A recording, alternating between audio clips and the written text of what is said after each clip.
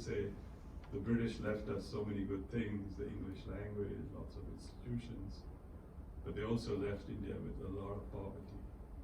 Then for about 3 or 4 decades, India grew at 3 to 4% GDP growth.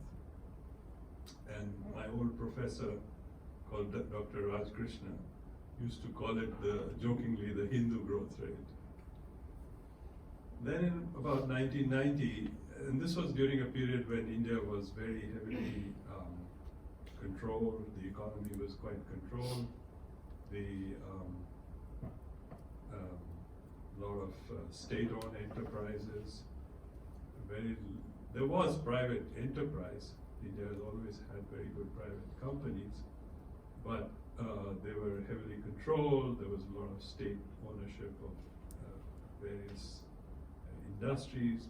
You were not allowed to invest in certain sectors which were considered strategic sectors, etc. So that's the period when India grew 3 to 4% pretty slowly. Poverty increased even further. And then in 91, we had a big crisis, and India liberalized its economy, opened itself up to the world. And then from then on, we had pretty impressive growth of about 6%, 6-7%,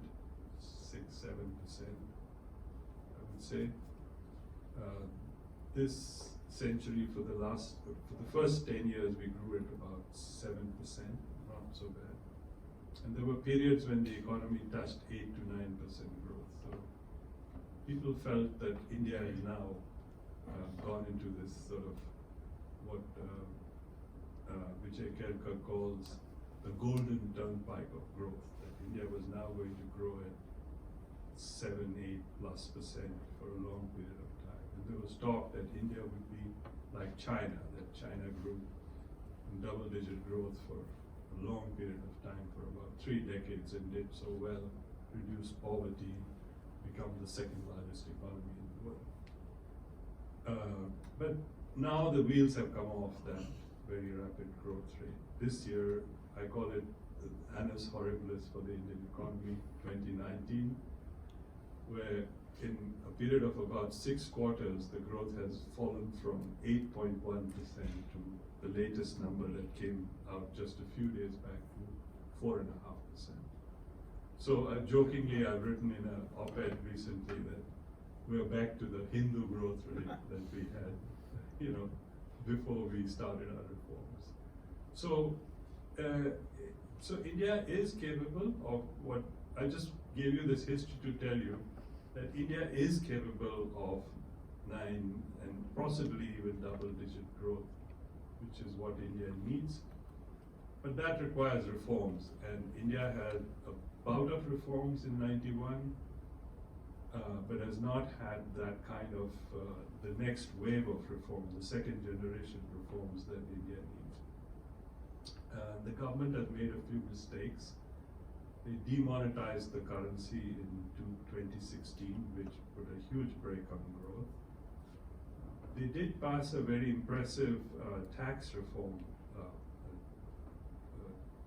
GST, which is like a VAT, but even bigger than a VAT, value-added tax. And the idea was to consolidate all the indirect taxes of India into this GST and create a national market. But the implementation of that reform was also not very impressive, so that put another brake on the economy. So in a fairly benign global environment, oil prices have been quite okay. We haven't had India is a big oil importer, so the oil price does affect India very much. We have not seen real big bang reforms in India. And we had a government that came into power which we thought would be very right-wing, very much, for pro-market, would sell off all these government-owned companies. They have that intention. They've been trying to sell Air India, the Indian airline, which is a big loss maker for some time, but they haven't succeeded so far. But Mr. Modi has not really focused as much as we thought on So India is now about a $2.7 trillion economy. It's about 6th or 7th in the world, depending on what exchange rate you use. It is likely to become very soon the 5th largest economy. It will overtake UK and France. I think it already overtook France once, but then the exchange rate went the other way. And maybe we're about the level of France's economy today, and we are about to eclipse our former colonial master, the UK. And then the next target will be, of course, Germany and Japan. And by 2030, if we were able to grow at 7%, we would be easily the 3rd largest economy in the world. But if we go back to our Hindu growth rate of 4%, even by 2030, we will not reach 5 trillion. And we will probably stay behind Germany and behind Japan for sure. So those are the stakes for India. Thank you. Would either Dr. Rao or Dr. Ollapally would like to add? You want to start, Deepa? Go ahead. Sure. Thank you. First of all, let me also thank the organizers for this event. I'm really impressed with all of you and with the questions that you had assembled for us. I would just add to the excellent kind of overview that Dr. Chhibber just laid out, 2 things. As a political scientist, of course, I'm looking more at the political economy aspects, but 2 points on whether or not, when you asked the question, you said, will India's economy and with it India's geopolitical power fall and rise? I'm not sure that it's so tightly linked. It was linked in 1991 and onwards, because at that point, India's economy, as been pointed out, was really at a pretty low level, and it was not a big force in the global arena. India didn't really make a big difference. It was a closed economy for the most part. It wasn't very active trading in the trading system. But over the last 25, 30 years, it has really picked up, and obviously it has gained resources that it can use for its geopolitical purposes, its military, its innovations and so forth, technology.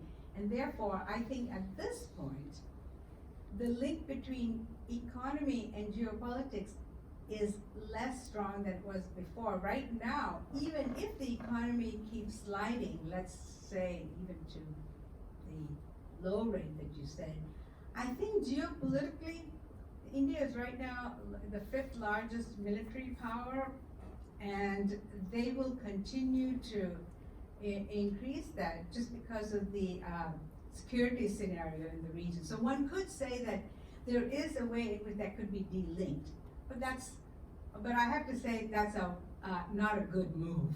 I'll tell you why, because Paul Kennedy many years ago did a book called The Rise and Decline of Great Powers.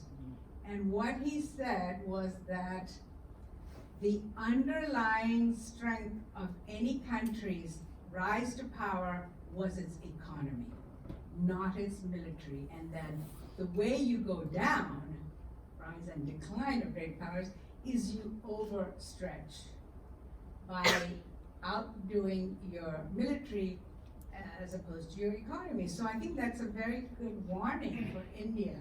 As it wants, it seeks its ambition, it has high ambitions, especially under this government. But, it can go up to a certain point, but then I think there's going to be a difficulty.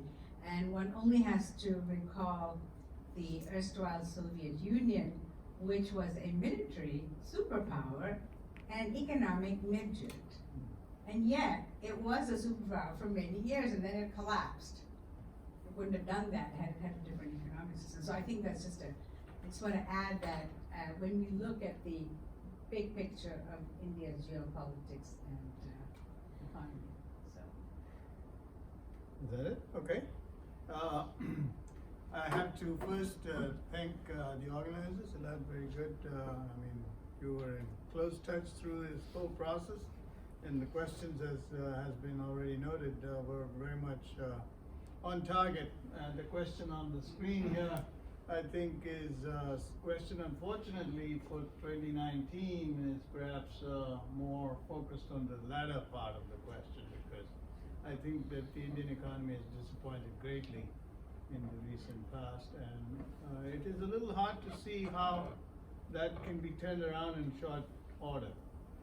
Because some of the rigidities that are there in the economy continue, and even though Modi, as the Prime Minister, is supposed to be very forward-looking, at least individually, he still has to deal with a country that is much messier than, the comparisons between China and India are always made, but I think that those comparisons clearly indicate that it's not possible to do what China did. In fact, the 9 or 10% growth that they sustained over many decades is a little hard to see, and sure enough, our growth has come back to the closer to the Hindu rate of growth, and in spite of all the bold moves like the demonetization and the goods and services tax and so on and so forth, which were all actually well-intentioned, but clearly did not get implemented properly. I think the demonetization, for example, was so poorly done that not only was the ground not prepared for it, I think India is also a very corrupt country, as we know, and so there were ways in which people got around it, and I don't know that it had any of the effects that were intended, or at least many of the effects that were intended.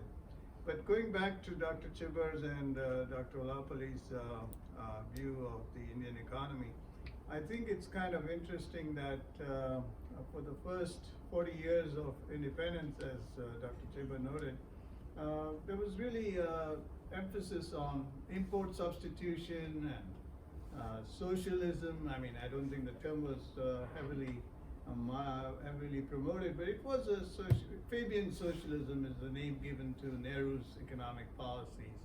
And Nehru, as you might have heard, was the first Prime Minister of India, and he definitely was a very well-intentioned and patriotic gentleman who wanted the best for India, but unfortunately the choices that were made at that time held us back, at least in terms of growth, until 1990 or so, when, as Dr. Chhibber noted, the situation became so bad that we actually had to be dictated to by the IMF and others to open up our economy. And that's what happened with Dr. Manmohan Singh as the finance minister, and I think Dr. Chhibber has worked with him. He can perhaps share much more personal stories from that association. I think that then after that there was growth, but unfortunately it was still not more than 6 or 7% at the most, which is better than India had for a long time.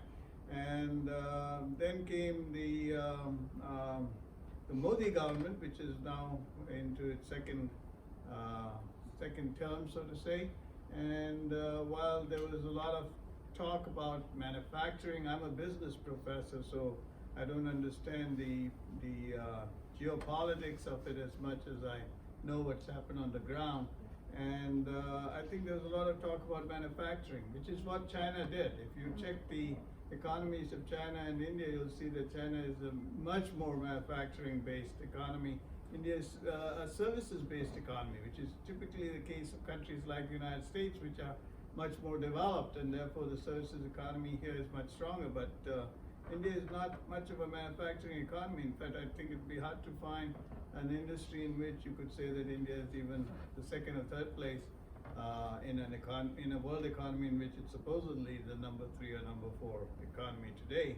So I think that there are a few areas in which India has done well. All of you must have heard of the IT services area, in which India has had quite a strong position on the world stage. But that is only a very lopsided kind of development of the economy. Only the services economy and the IT area has grown substantially to the extent of perhaps having $150 or $200 billion as an industry, the services industry, the IT services industry. But for the rest, I don't know that you can point out any area. We of course don't have any oil, so we have to import a lot of it. which takes up quite a bit of the public exchequer.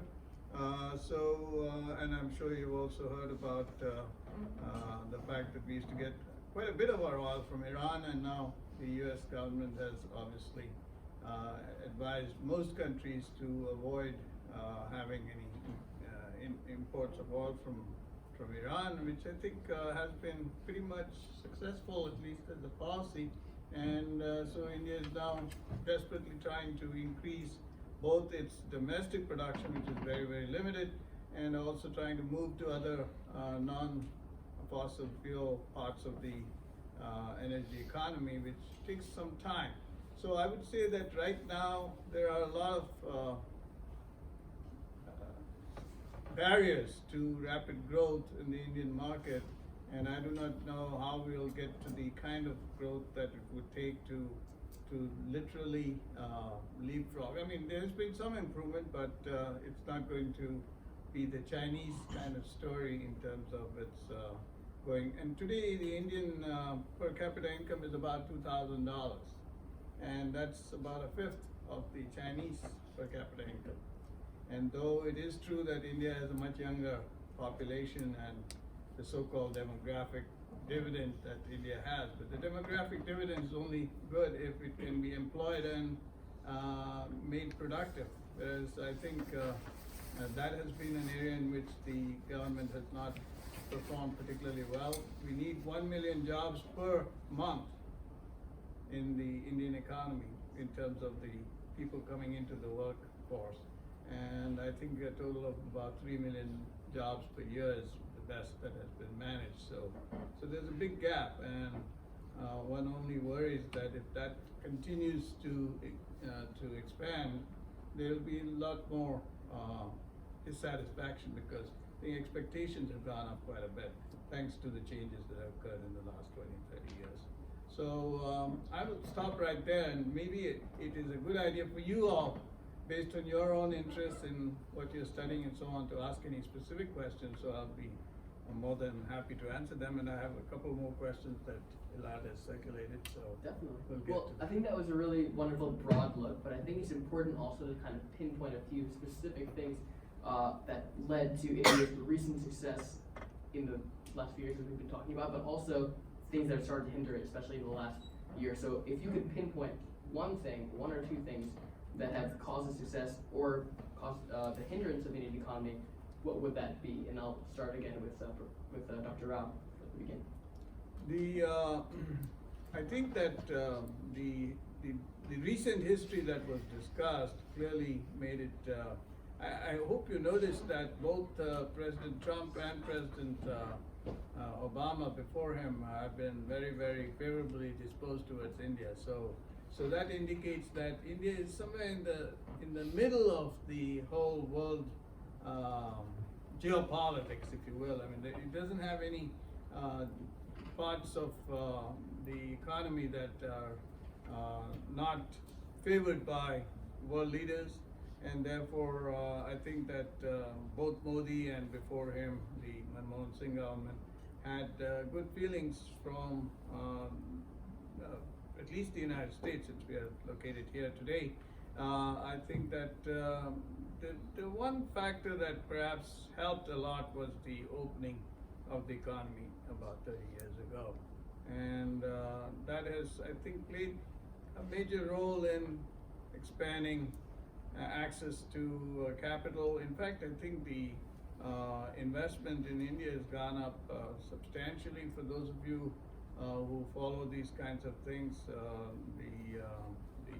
but most of that investment has been the portfolio type of investment. So that kind of stops and doesn't necessarily increase over time unless the factors are favorable. And that, unfortunately, I don't think right now the factors are very favorable, is what I would say. But that's the one factor that has improved, is the opening of the economy.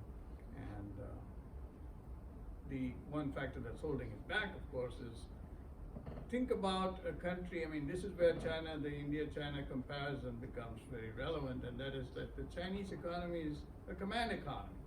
So they can perhaps decree that something will be the way it will be, whereas the Indian economy being truly a democratic process has a lot of state governments which have to be brought along, and though the current political party seems to have been more successful in gaining control of various states, I still think it's somewhat rigid and, to bring about, and there are different political forces. For those of you who don't know, there were two states in India which have historically had communist governments. So you can't imagine that they would be quite in the same mode of thinking as a more business-friendly type of regime at the center. So I think that has been a problem all along, and it continues to a greater or lesser extent. Like that. Yeah, I think perhaps we've all been giving you a picture which is perhaps left you with the pessimistic mood on India, and I'm actually very optimistic on India, despite all the problems that we have laid out for you, because of three things.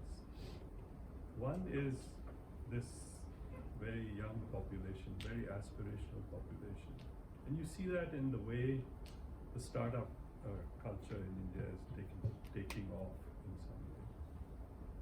The other is that there's a joke that India grows despite its government. In fact, Gurcharan Das, well-known business executive, he had a book called India Actually Grows at Night when the government is sleeping. So Indians have a great way of circumventing, like the Americans, I guess, of circumventing the government, and they grow despite their government. But if we could have a good set of policies like we had the reforms in '91, if we could have a second generation of reforms, and these are important in 3 or 4 areas. One is, as Dr. Rao said, the financial sector grew and expanded, and the depth of the monetary system grew. But we also are now saddled with very large bad loans, and I think if we could clear that hurdle, that would be a major step forward. India has also, in the interest of protecting workers, have had a slew of labor laws, which, as one of our former prime ministers, Atal Bihari Vajpayee, said, are actually anti-workers. So you can hire people, but you can't fire them. So if you have a company, if you're running a company that you can hire people, but when your demand is down, you can't let them go, well, then you're not going to hire them in the first place. So what has happened is that in the category of companies from 100 to about 500 workers, which is the category, the size of companies which are the most competitive in the global economy, we have very few companies in that category. So we have very small, a lot of very small SMEs companies which hire a lot of casual labor, contract labor. They don't really keep them on the books. Or we have very large companies which are mostly generally then become very capital intensive, or contract out work to these smaller companies who don't follow labor laws, basically. So I think if we were to reform our labor laws, that would be a huge change for India going forward. And then we have also a slew of controls on our agriculture sector. At one time, India was a big importer of food. Then we had the Green Revolution with the help of US technology and US help. And then India had a major expansion in its agriculture sector. We are potentially a major agricultural exporter, but we have again a slew of laws and controls there, which we haven't gotten rid of. So I think that's another area. India is also, it's a country with huge diversity. It's like if you can imagine the European Union, the diversity of the European Union in a country. So you can have people in the north who don't even understand the language of people in the south. There are myriads of languages, so many different cultures. But that's also a strength. And I think if, for example, you have about 80 million tourists coming to France, right? You have about 40 million tourists going to Thailand. And can anybody guess how many tourists come to India? Such a big country, massive cultural history, diversity. Can anyone guess? Just a number. Less than 10 million.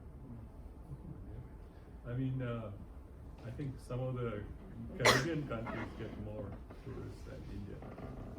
So if we could expand that to about 40 million tourists coming into India, it would be a huge boost to the economy, right? Now, you mentioned the disappointing results in manufacturing, but there are industries where India is world class. There's pharmaceuticals, where India is world class, right? India is also not bad in automobile assembly. Spare parts. India is one of the biggest suppliers of auto and even aircraft spare parts in the world. So, and all these industries were developed despite all the constraints that we have mentioned. So the potential is huge. And if we could get a few things right, I think India could get to grow at that 9–10%. Now, just to give you a magnitude of that, if for 10 more years, if India grows at 9%, it becomes a $9 trillion economy by 2040. Third in the world, easily. And second, if you use the PPP measure. So it'll be just China and then India, right? But if you use simple dollar exchange rate measures, it'll be China, US, India. $9 trillion economy. If you grow at 4–4.5%, you're at about 4 to 5 trillion. So you're half your size, depending on what you do in the next few years. And so, the difference with compounding of growth rates makes a huge difference to a few things that you get right now. I'm also optimistic because for the first time we have a huge expansion in education. And like what happened in the United States and many other countries, when there was a huge expansion in education, there was issues of quality. People used to joke 100 years ago in the United States that Tom can go to school, but he can't read or write, right? And we have that situation in India where you say Sita goes to school, but actually she can't read or write. And now I think the focus is shifting more and more to the quality of education. And that is going to make, so despite all the smart people from India that you see here in your classes, etc., that's a pretty thin layer of people. There's millions of people out there who are not very well educated. And all that is changing now, hopefully quite dramatically. So I'm very hopeful that if we could get a few things right, the energy and the intellect is there to make this a global economic superpower in the next 10 years. The problem, as Dr. Rao said, and I think Deepa is also alluding to it, is the politics. We are a democratic country. We have huge challenges of vested interests controlling the political system. We have now electoral bonds where you can give money without even having to declare who you're giving money to. So money, as you know, talks in politics. And the vested interests will like to keep control on things the way they are. We are actually turning more protectionist in the last 1 or 2 years. Like the US, which is fighting tariff wars now with everybody. India is also espousing to be liberal and open, but actually if you look at our import tariffs, they've been going up. So many of us are arguing that, and there's a lot of important people who argue that we are a $3 trillion economy, we have our market, we can protect our market and grow. And they don't realize that the global economy is an $80 trillion economy, you know. And if the world's second largest economy, China, the third largest economy, Japan, and the fourth largest economy, Germany, are so aggressively export oriented, how can you, as the sixth or seventh, with only less than 3 trillion, expect that you will grow on the basis of your little domestic market? It's not possible. So this debate is now on in India. And since I represent kind of in the FICCI, the Federation of Chambers, there is a feeling that the industry is against liberalization, against opening up. This is not true. There's a lot of industry in India that actually would like for India to become much more export oriented, much more liberal, much more market oriented. So India is at a crossroads. A lot of things are happening at the same time. It's hard to say where it will go, but if we got it right, we could be a $9-10 trillion economy. And by 2047, which will be the 100th year of our independence, we could be a $20 trillion economy. We would be competing then with the United States for sure, in a major way. Thank you. I'm going to, not an economist, but I'm going to do what the two economists would have said and say on the one hand and on the other hand. So I'm going to give a mixed picture. But to me, one thing that has not been mentioned at all as a huge obstacle to growth is infrastructure. The fact that India's infrastructure it's really in such disrepair, and it needs several $1 trillion to get it up to speed. And without infrastructure, without basic roads, highways, trains, airports, ports, electricity, and not just, and across the board to the rural areas and so on, this is a huge roadblock. And I think this is something that, unfortunately, it costs a lot of money. This is not a quick fix that you can do. It's not just a simple policy change or pouring a few $1 million and so forth. So I think this is going to be a huge challenge, and one of the only country right now with the kind of deep pockets that has money is, of course, China. And one of the things is, this is where the geopolitics comes in as an obstacle as well, is that India at the moment is very circumspect about Chinese investments. India has a huge trade with China. It goes between 1 and 2 between US and China. China is India's biggest trading partner. But investment-wise, it's quite low. And it's not because the Chinese don't want to come in, it's because India is saying no.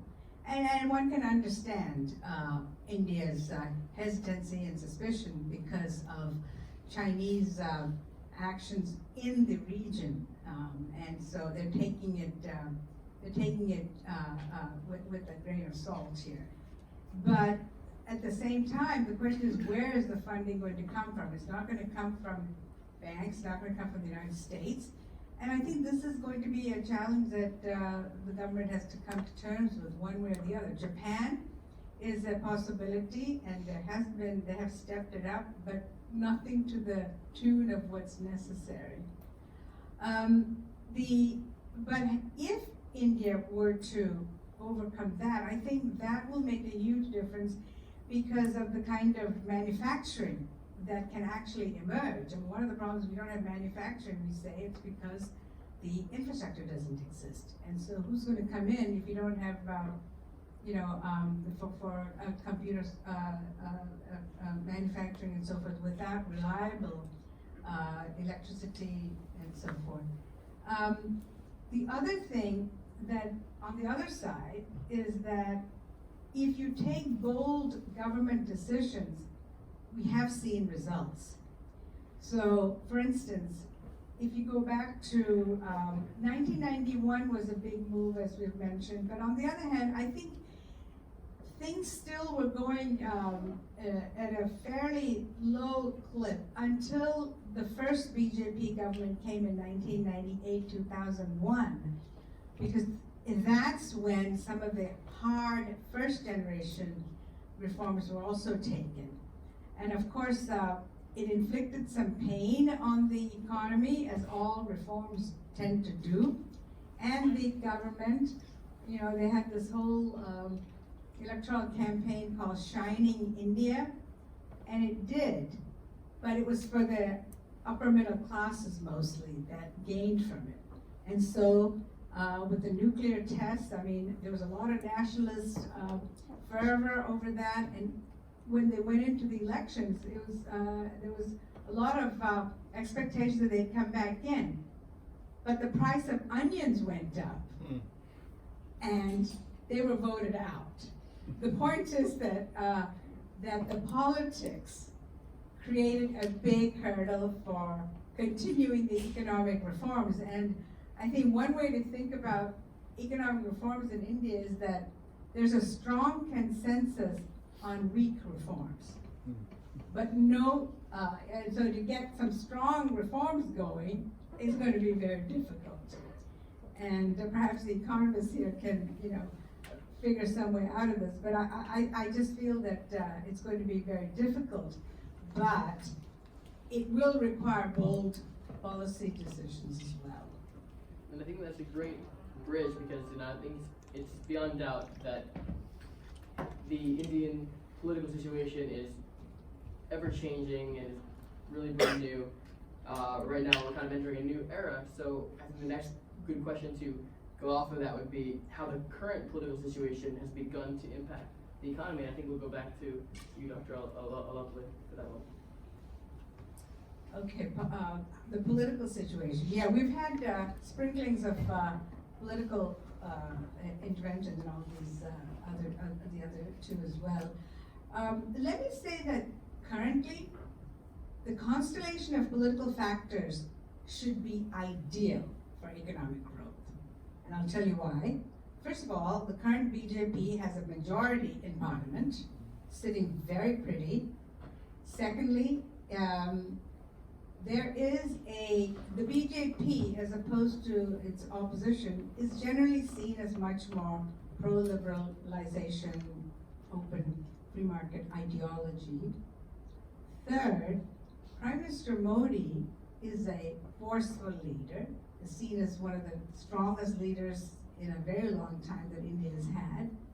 And fourth, there is no real opposition to speak of. It is in pitiful state, I would say, right now. The Congress party is really very, very weak. So all these political factors should give the government the right kind of circumstances to go forward with economic reforms.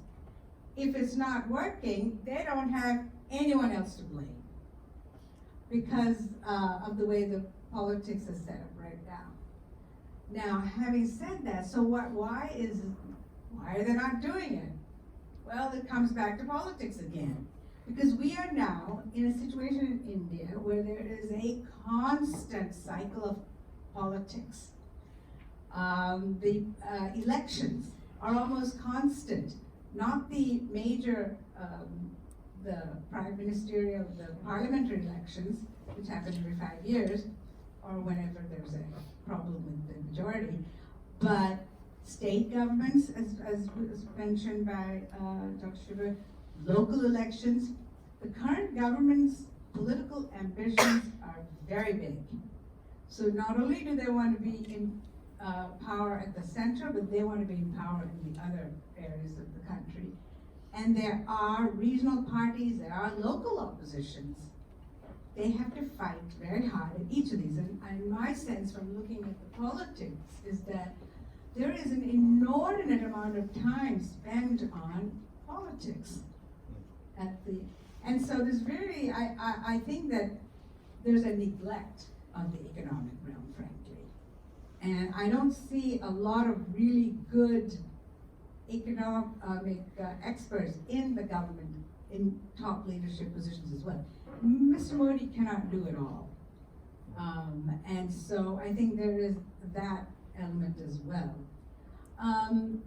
But you know, the two areas that have been mentioned that there are politically vulnerable but also politically important is the rural area, which is in kind of a distress because we never had a real true agricultural transformation.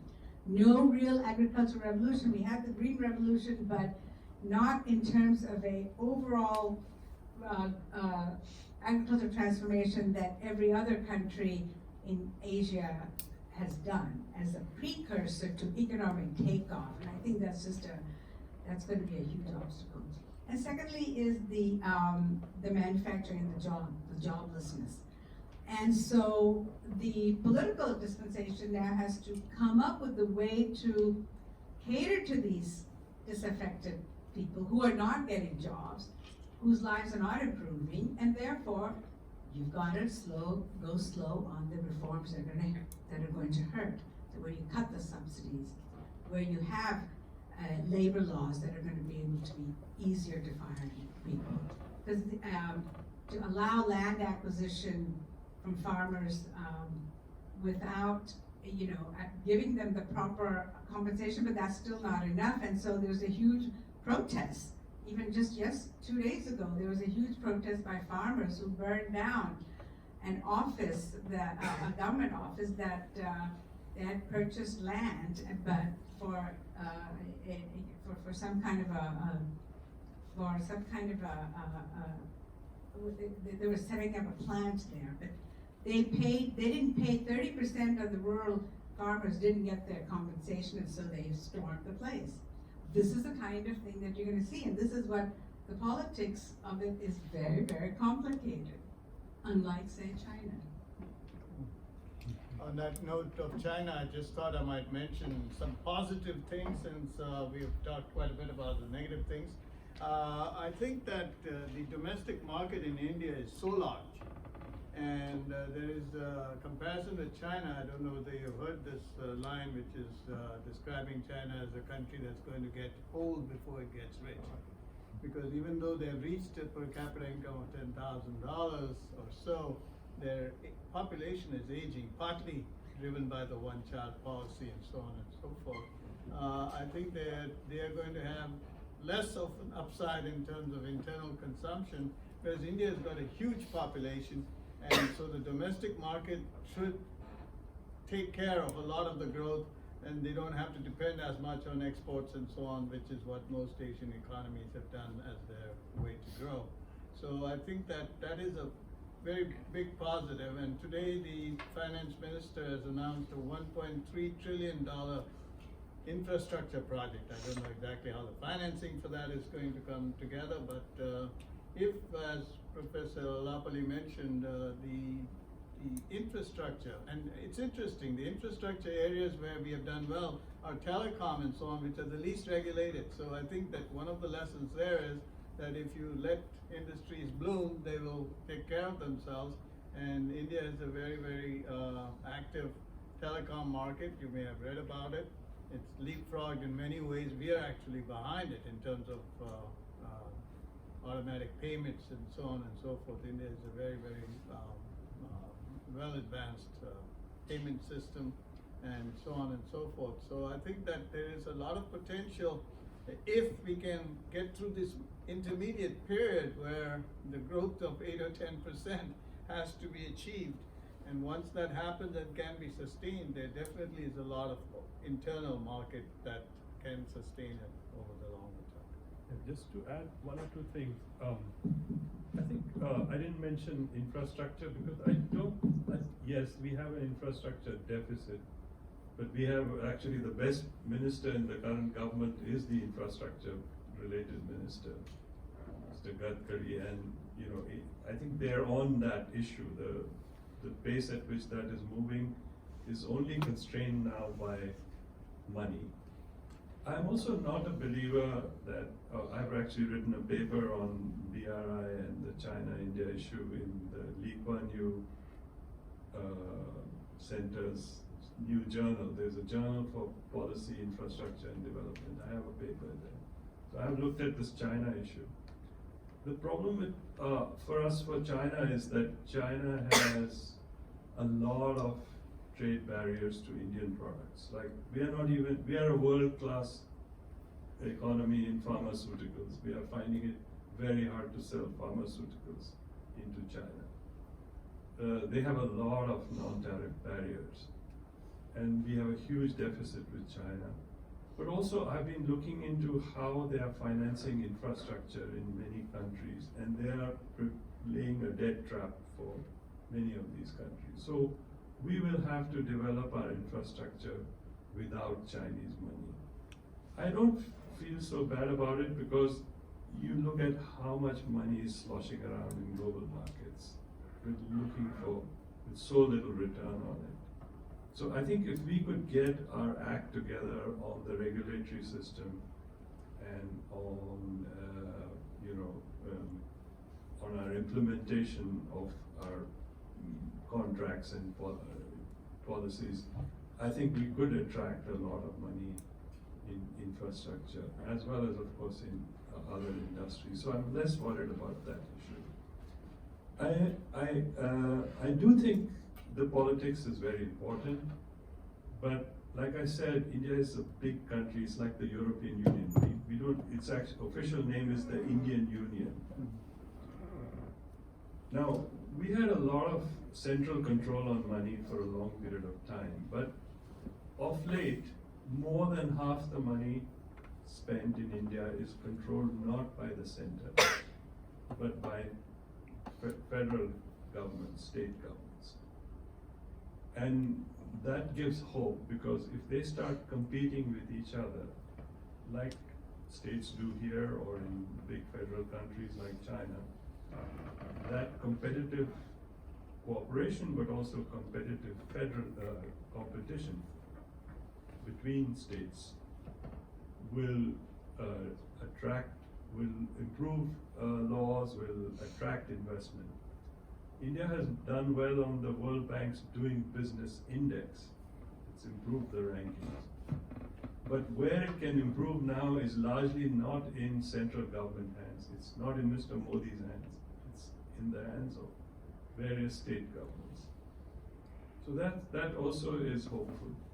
When Mr. Modi came to power, I wrote an op-ed called, I worked with the previous Prime Minister, Mr. Dr. Manmohan Singh, who was, I think, the best finance minister we had, but probably not the best prime minister.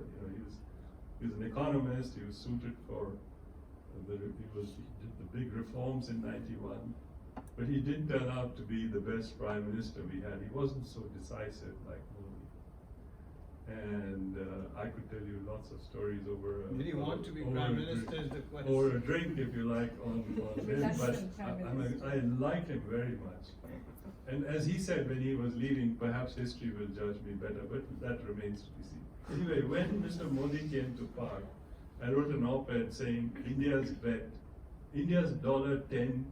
trillion bet on Modi. And he ran his state. He was the, like you have governors of states here, he was the chief minister of a state, which was growing very well under him. Of course, we didn't realize that that state grew well even before him and after him as well. So it wasn't just Modi. So we all bet on Modi thinking he's going to, create for the rest of India what he was able to achieve for that state of Gujarat. But that has turned out to be quite a disappointment.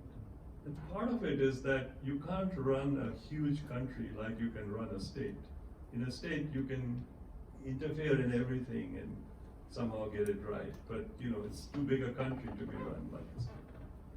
So I think the moment Modi realizes that and he starts to take more advice rather than just decide himself like, I partly disagree with you that demonetization was a good reform. Demonetization is done, in my experience, and I worked 30, 40 years in developing countries, is usually done in countries where your currency has collapsed, you know. So you find it like in some African countries or in Latin America, Argentina, places like that with hyperinflation. You don't do demonetization in a reasonably well-functioning economy, and you certainly don't take 86% of your currency out overnight without any plan at all, right? So actually the policy itself was flawed, but anyway, we can debate on that if you like. Yeah. The point I'm trying to make is that Modi is a kind of a one-man show, and you can't run India like a one-man show.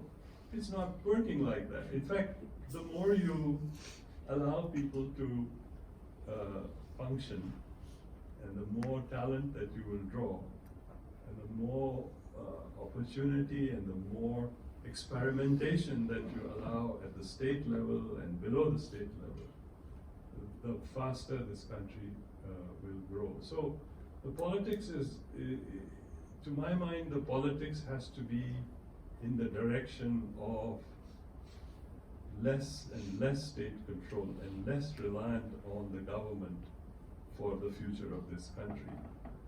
Yes, they have to do a few things right, like education and perhaps infrastructure and a few things like that. Although, as you said, telecom was done largely because we got the government out of the telecom business. We used to, when I was growing up at your age, we used to wait for 10, 15 years to get a telephone. And now, I mean, we have 1 billion users of cell phone. People have 3, 4 cell phones. Nobody even bothers about a fixed line anymore. So we have that kind of potential. We are also the world's champion now in solar energy. So I think for us, we cannot grow like China grew and clean up later. We don't have that option because we're growing at a time when the world will not allow that for us. So we have to grow clean as well. So renewable energy, although we have very vast reserves of coal, we are trying to get away from a coal-driven path to a solar and a renewable path, because we realize that we are going to cut our own nose to spite our face if we don't participate in greening the global economy. And this year, last year I helped Vicky prepare a report on India 2030. Next year we are going to prepare, we are starting the preparation now of a report on greening India's economy, because we have bad water, bad air, and the worst effects of climate change will be felt back home in India itself. So we cannot have the luxury of just GDP growth and then we'll clean up later. We don't have that option like other countries, the developed world had, and China had to some extent. Because we just don't have that luxury anymore, and so we have to grow with a much smaller carbon footprint now. And there is nobody to show us the way, because nobody else did it that way before us, right? We will like to take help from countries on technology, of course, like on solar and on other renewables, but we don't have that luxury anymore. But so we have a double challenge. We have a lot of poor people, we have to increase our GDP, but we have to do it with half or 1/3 or even 1/4 of the footprint of what everybody else was able to do. So I think we've done a good job of setting up the problems and the roadblocks that stand in India's path, but I think it's important to transition, as you mentioned, to something a little bit more optimistic, and that is, what are the tangible steps that India can take to strengthen itself? We've brushed on a few of them here and there, but what are the most direct, tangible steps that the government and the different people in power in India today can begin to take, the steps they can begin to take towards a stronger economy? And Dr. Chhibber, if you'd like to begin on that. So, I've talked a little bit about the more medium, long-term things, but Immediately, we have a huge problem. We have a very, we have, as you say, a car running now on second gear. Because the gearbox of the economy, which is the financial system, is broken. That's because we had a lot of, we have a very large stock of non-performing assets in our banking system. We tried to develop our but it's come from two factors. One is that we tried to develop our infrastructure not through long-term financing. We went back into the banking system. We didn't set up our regulatory system properly, so foreign money didn't come. So we borrowed a lot from our banking system, and a lot of those loans turned bad. And then we had, of course, a lot of what I call, so our banking system is largely state-owned. That's because of those policies that I mentioned earlier, where we nationalized the entire banking system. We have a few private banks, but 70% of the banking system is state-owned. And when that happens, that means the politicians can pick up the phone and tell the bank manager who to give the money to. And it's all very crooked, crony capitalism type of lending, which has landed us in this mess. So my immediate issue is, if the gearbox of the car is not functioning, the transmission system is not functioning, then, and the immediate, so that's one thing we have to fix. Now what they've done is, they've passed a very good law called the IBC, the Insolvency Bankruptcy Code, so that you then go after these people who took all these connected loans. It's a good reform, but it's too slow. I have worked in so many countries. With the Turkey, I was the World Bank director in Turkey. Massive financial crisis. In Indonesia, I worked in so many countries where they've had huge financial sector problems. Maybe I'm partly connected to those problems, but you don't fix a financial sector mess through a very long, drawn-out IBC type process. Korea recovered very quickly after the Asian financial crisis because they went straight after the financial mess. And while there's a lot of debate within Korea even now on the pros and cons of all the reforms that they did, when you compare their recovery with how Indonesia recovered, even Thailand recovered, Korea was much faster, right? Because they took the hit on the financial system straight up. And I've been arguing in my country, you clean up this by taking these out into a bad bank. Start privatizing these state banks and get a proper reform going so that you can get this roadblock. So you're running the economy now with a big block tied to you. You're chained to a huge block of non-performing. So that's one big reform we need right away to get this economy off and going. The other, as I said, is labor reform. If we could start experimenting with allowing companies, at least up to 300 workers, I proposed, to, and some states, and one of the ways to do this is because we are a federal country, we could say to the states, you can experiment. Go ahead and experiment with labor reform as much as you want to, right?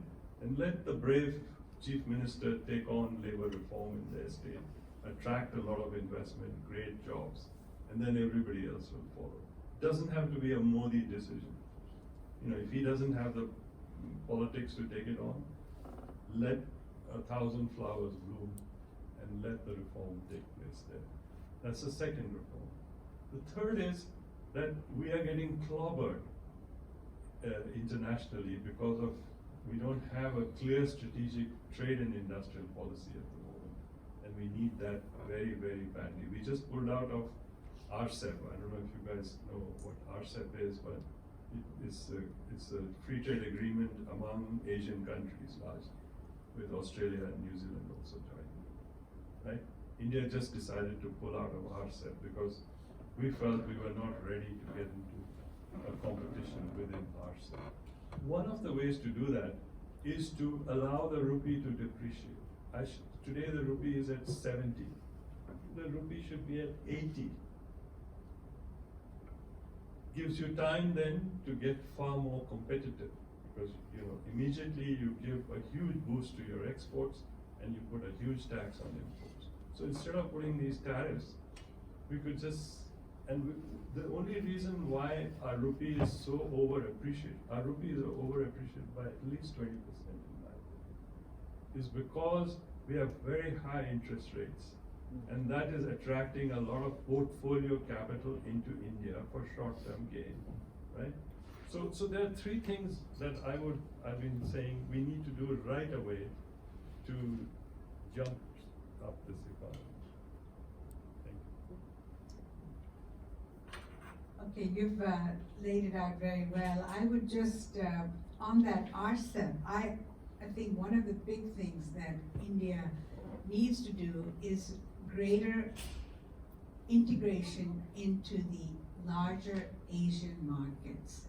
And it has had something called a Look East policy since about 1993, 94, under Manmohan Singh. And that Look East, when Modi came in, he called it Act East, because there just hadn't been that much done in terms of actually integrating and having free trade agreements and so forth, even though finally it took 10 years to get a free trade agreement with ASEAN, 10 years. Whereas when you look at the kind of losses that you're making without being integrated, they're huge.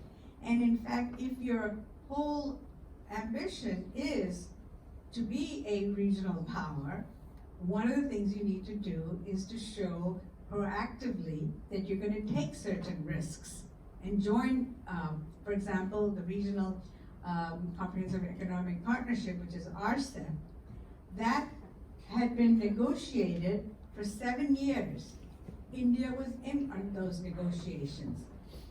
Out of 16 countries, which was 10 ASEAN and 6 others, which included in non-ASEAN countries like Japan, Australia, New Zealand, China. It would have been the biggest, it is one of the largest free trade organizations, and India got cold feet at the last minute. And so they've left the door slightly ajar for India to join. Every other country wants India in there, especially the smaller countries, because they would like India to be part of the group that makes rules as you go along. If you're standing outside of these groups, then you're going to not have a say in how the bigger regional order develops. And so, to me, I think it was a sign of great weakness, when I'm not sure it needed to be that careful, because I know India is concerned about competition, but the Chinese market would then have suddenly become open for Indian pharmaceuticals and information technology as well. And the same fear was there in 1991 when India opened up.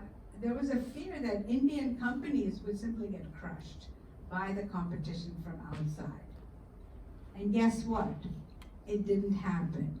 In fact, what happened is that you got quite a lot of Indian companies that stood their ground and actually learned to compete well, in part because they had the distribution networks and they had that advantage, and so they had to have a lot of joint ventures with companies coming in. But the point is that I think that there are some risks that India needs to take in order to have their economy pick up.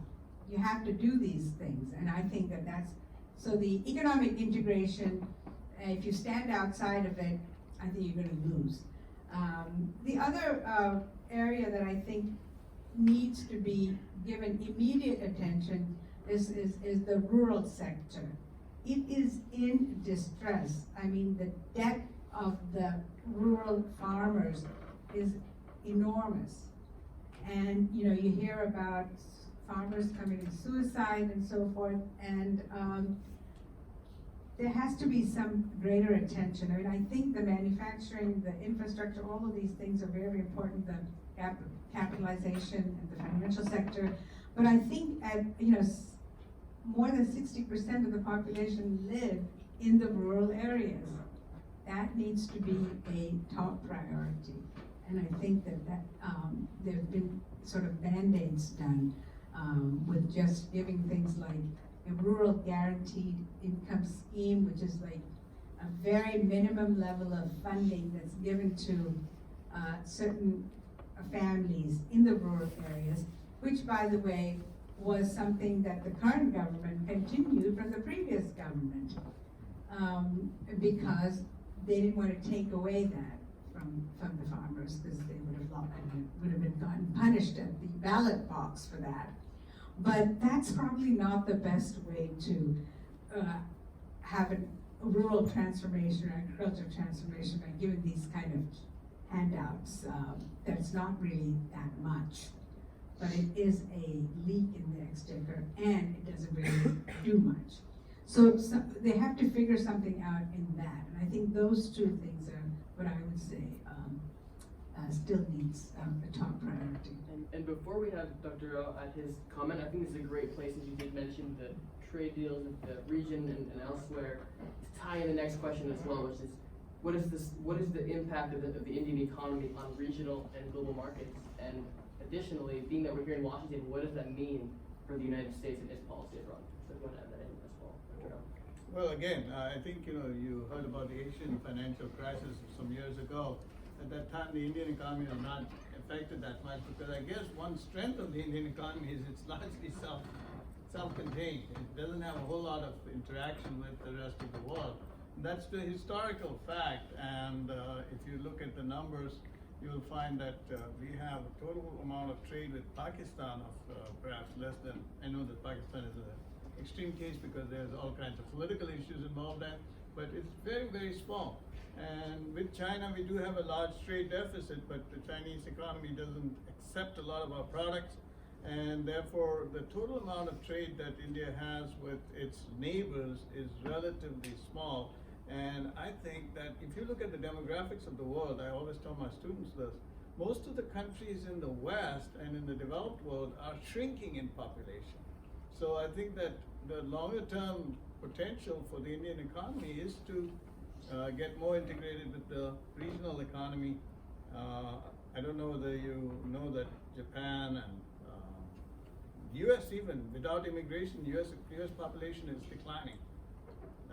So I think that it's very, very hard for a new country and the world trading system like India, which is still relatively new in the system, to expand its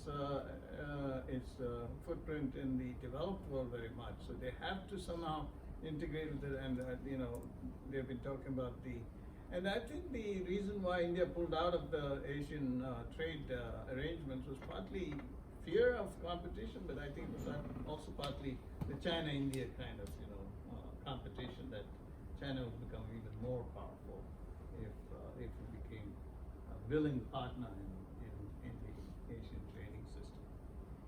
That's just. So just to add on the US, so I looked into it recently. The US and India trade partnership is a natural partnership. It's because, not just because they are democracies and all, they have the same, but also because there are areas in which India can have huge benefits from the United States and vice versa as well. Just to give you an idea of what's involved here, the areas of potential expansion. So India does not allow dairy products from the United States into India, because although India imports dairy products from Australia, from EU, from New Zealand, because what India is looking for is certification that the milk is not being produced from animals that have been fed bovine products, because India is largely, not largely, but predominantly vegetarian country, and people would not like to consume dairy products where it's come from animals that have been fed with bovine products. Now somehow EU and Australia and New Zealand have managed to certify that and supply a lot of dairy products into India. India is not allowed to sell meat products into the US, but it is selling in Japan, in EU, and in all other markets. And that's because the US feels India's certification on meat products is not up to whatever the FDA standards are. So these are two big areas. The other big area is it's emerging, well, pharmaceuticals to some extent, but pharmaceuticals, I think we have a good relationship, but the US is not happy with India's patenting system. And India argues that the patenting system here, I'm probably going into more detail than you guys are interested in, but so anyway, pharmaceutical patenting is another area. But it's potentially a huge area for cooperation between India, because US wants low cost. Trump certainly wants low cost medicine. He wants to reduce the cost of medicines, and one of the best places to get that would be to have more pharmaceuticals coming in from India, because India is the world's cheapest producer of pharmaceuticals. India could be, and defense cooperation is a huge area, because India is, you would not believe this, the world's largest importer of defense equipment in the world, okay? And so far we've been largely buying from the Soviet Union and other places, because there's been mistrust between India. But lately, imports from USA have gone up to 20 billion, and this could triple, I would say, go to even 100 billion in very short time. But what India is looking for is also offsets, which means we would like to develop our own defenses, manufacturing industry, and if the US and India could get together on that, that would be a huge area of cooperation. IT, of course, we already have, but then there's this visa issues. But looking forward, I think it's a huge area of cooperation, because India needs to develop its IT industry, in service industry, move up the chain in a big way. And we have a lot of areas where service expansion is taking place in India. Of course, Amazon and Walmart and all are already there, and the US also would like to have, India is going to be potentially a huge signal, because right now with all these data protection issues coming up, the EU approach and the US approach is very, very different, right? The EU is much more, they've already got the, what is called the GDPR. India has not yet made a decision on the GDPR. Then there's the question of 5G, should India go into Huawei or not? So, you know, there are a slew of issues there. So USA would like to have India on its side, and not go in with Huawei. It would also like to not have India follow GDPR data protection, because the US one is far more business friendly and claims that GDPR will actually stifle innovation in the market. So there's a slew of issues. If any of you guys are looking to do research on these, that would be a set of areas that you could get yourself working on. And the other area is agriculture. India benefited hugely from Green Revolution. And as Deepa said rightly, we need to, we liberalized our economy, but the agriculture sector remained roughly where it was. And we need huge improvements in technology, in not just technology of producing the crop, but the management, the storage, the cold chain infrastructure that the US is the world leader on. We need that very badly. And that will improve farm incomes also hugely, which is very important for us. So we need all that from the US. But now we've got into this spat between the Trump has not realized, which Obama and Bush did. India is strategically important. We need to have a give and take. But he's so focused on removing these little preferences and put tariffs on steel imports from India. And I've been arguing with all the lobbies here that, you know, you guys need to treat India quite differently from China. You're not going to be in a conflict with India ever. You're probably not going to be with China either, but anyway, that approach that you have with China is not. They're threatening India with what's it called, the review, the 360 review. I mean, it's, you know, so there's a lot of politics behind some of this also. You know, the potential for US-India collaboration and cooperation is, in my book, huge. And alright, so that takes us to our last question before we open up for our Q&A. And that's, you know, earlier we discussed the fact that India has a young population. I think that's really important given the fact that if you look at our audience here tonight, we have quite a few young people in the room who are interested in this and want to learn more and want to see how this can progress. So I think a good question to end on before we open it up is how the economic situation impacts young people in India. And if Dr. Ollapally would like to begin with that one.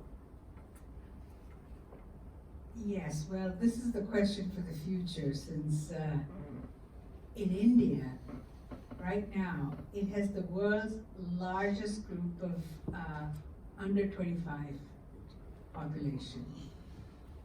And that means that there's about 600 million.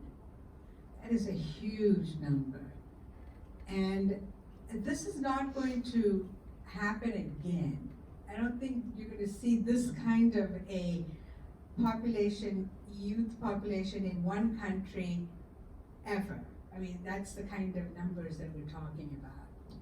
So, as we mentioned earlier, you know, there is this idea, maybe about 5 years ago at least, that there's going to be this great dividend, demographic dividend, because everybody, all the other countries are getting older, and whereas India provides this hope for a really large group of working age people. But there was also a fear that it might be a demographic disaster if all the other things that are needed to cater to this group doesn't come along. So I think, again, here, you know, you have a group in India now that is hugely aspirational, in part because, just like all of you, they're on social media. Everybody has cell phones, so that's how, you know, it's leapfrogged several levels of technology to get to that and are interconnected. So they're not regionally or internationally connected in terms of trade, perhaps, because India is still far behind, but in terms of actually social media and knowing, you know, what's the latest fashions and music and so forth, they're right there, clearly. So, you know, I was looking at this speech by a young Indian woman at the Aspen Ideas Festival last year, and she was just extraordinarily concerned that India was not prepared to meet the aspirations of this huge group. And one of the things is education. Now, education is in some sense been a success story only because I think in the early years, you know, the Indian government at that time, in the very beginning under Nehru, actually went for high technology. Now, many people said that, well, you went for high technology, set up all these IITs and so forth without taking care of the basic education, primary education, so you go to school, can't read or write, but you have all these engineers, the world's third largest group of technical pool. That's come actually to turned out that actually kind of helped, because the IT takeoff wouldn't have necessarily happened without that kind of a basis. But right now, when you look at education, we're talking about needing an additional 50,000 colleges. This is and I checked this number because it seemed crazy, because guess what the size of the US, number of colleges in the US? 5,300. I mean, so the scale at which that needs to happen in India is astronomical. Are we ready for that? I don't think so, and from what one can see in the educational sector. But I mean, even if you don't, and many of these people also are in the rural areas as well. So they are, what should I say? They're, in many ways, they're socially kind of conservative, just like their grandparents, their parents, but they also want to get rich and want to get a job, just like American teenagers. And so there is this big gap between what I think the ILO, the International Labor Organization, is called the scarred generation, where lots of people who need jobs and want jobs and are ready for them, but can't get them. And the question is that what's going to happen or not? And I think that's why when Mr. Modi came into power, he saw that. He knew that that's what was needed, was this, having the 10 million jobs a year is what his goal was. And that's just not happening, and that's because of all the other obstacles that we just laid out in order to get to that point. Now, will that lead to, of course there's a lot of people who, you go to certain places, like I go to Bangalore, that's where I have a place there. I go there a lot. I don't see that kind of distress. I see a very thriving, hopping place that doesn't look that different from, if I go to McLean, Virginia, or Tyson's Corner or something, it's not that different. People are upbeat. People seem to be changing jobs constantly. They're in startups, they're working in WeWorks, and it's not that different from, say, someplace in Silicon Valley. But at the same time, that's a tiny sliver that we're seeing. So in a way, I think some of us tend to get maybe, experts look at these and say, India's doing really well, and it is, and it's not. So I think the challenge is there, but I think the youth are, the expectations are much higher than their parents or their grandparents, and I think that mismatch is what's going to be a challenge for the Indian government. Well, in the interest of time, we're going to turn out to questions now. So if anyone has any questions for our speakers. Yeah, great. So there's been a lot of talk about India as a regional great power, and I don't think there's any doubt that the sign of a great power is the utilization of economic soft power to achieve geostrategic goals. You have the BRI with China, you've got the Marshall Plan for the United States, Japan has done this quite a lot. Do you see the signs of a robust investor class within India, or is the economy not there yet, and do you see it eventually getting there at some point? Well, let me take the question about soft power through economics, right? I guess the Indian soft power generally has been seen as sort of more, it's cultural power, it's Bollywood, democratic pluralism. The Indian story has been, like Shashi Tharoor, he has a nice way with words. He's a writer and a politician in India. The country with the better story wins. India, for some time now, has had a pretty good story. So that's what we're talking about today. Is that story kind of getting frayed, or is it now getting a little iffy? And so what's going to happen with that? Well, right now, I think there are a lot of people rooting for India's success, including the United States and most of the Western countries. What has also changed, and I think this is going to give India a kind of a push where other things are going wrong, is in the neighborhood. has managed now to, I think, reorient its relationship in the immediate neighborhood, except for Pakistan. If we leave Pakistan out, it's still, we're gonna have to do that because it doesn't work if you put Pakistan in there. But even with Pakistan, India, in some sense, has managed to in spite of their bad relations. India has made a great deal of improvement. Bangladesh, with Sri Lanka, Nepal, these countries now are looking to India in part because the BRI soft power is turning out to have some real problems with it. Sri Lanka, China put in over $1 billion into developing a port, and which is not hardly has any traffic. Airport, which is notable for having not a single commercial flight coming out of there. So these are non-performing investments, but they're going to have to pay it back, and they're in great trouble. So these countries now are thinking of alternatives. And India also has changed its foreign policy under Prime Minister Modi. He gets, I think, a great deal of credit for pursuing what's called a neighborhood first policy. The underlying thing is that India really wants other countries to have an India first policy, but you need a neighborhood first policy to get them to do that. And I'm seeing some changes in these countries, like Bangladesh allowing India to dock ships in Bangladeshi ports, which, by the way, until 2016 was not allowed, which is insane when you think about it.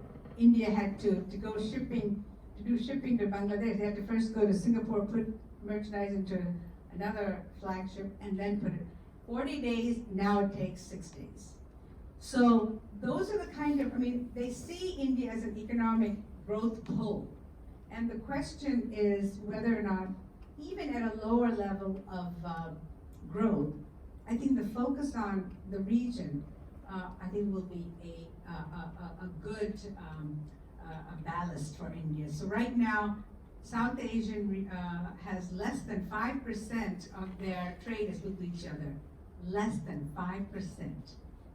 Every other place, regional group has about 25 to 30%. Lots of room to grow. So that's where I think it could make it up. Just one number I give you. After the financial crisis of 2008, India managed to keep growing. So if you do a calculation for the 10 years since then, since the financial crisis, 15% of global GDP growth came from India.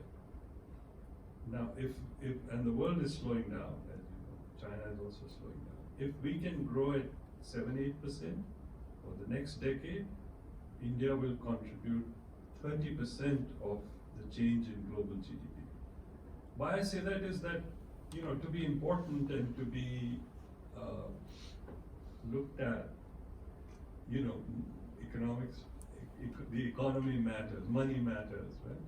Because when we were growing fast, Indian companies were buying Jaguar, were buying Chorus Steel, were investing all over the place, and others were coming to India. But in the last few years, all that those flashing light bulbs have gone dim, and we have to revive that. And that, I think, in the end, the economy is what really, really matters hugely. Any other questions? Yes, So, Dr. Chhibber, you mentioned that one of your top reforms that you would make to the Indian economy would be the privatization of much of the banking industry. And I imagine why that hasn't happened already would be that many individuals who benefit from the state-owned nature of it wouldn't want to see that happen. Do you think, dipping a little politics here, but do you think Prime Minister Modi has the political capital?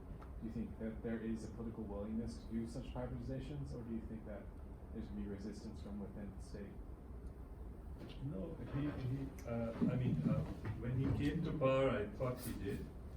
So we also have, besides 70% of the banking sector, which is in state hands, we still have about 250 state-owned companies. Okay, and I did a very big study, a 2-year study on all of them for the National Institute of Public Finance. And that was then given to the government. I also looked at the ones we had privatized under Mr. Bajpai, and Arun Shourie was, we did some privatization at one time, or you mentioned that with Shining India, we lost that government. But we had a government before, which was from this party, the party currently in power, which did privatize state-owned companies, about 30 companies. And I tracked the performance of the privatized companies, and they've done quite well since privatization. So privatization has not got a bad name like it has in Russia, because it wasn't to oligarchs and all. So you have to do it carefully. If you do it carefully, you can do it. Modi's professed now to do it, and he has my study. The government has the Niti Aayog, the think tank of the government, is using it. But so far, it's one thing to say I'm going to do it, but to consume, it's like saying, did you consummate your marriage or not? Did you actually sell it? So they've tried to sell Air India, which will be the marquee sale, and they're at it again. They're very confident. The previous minister was a friend of mine, but he failed and then he lost his job.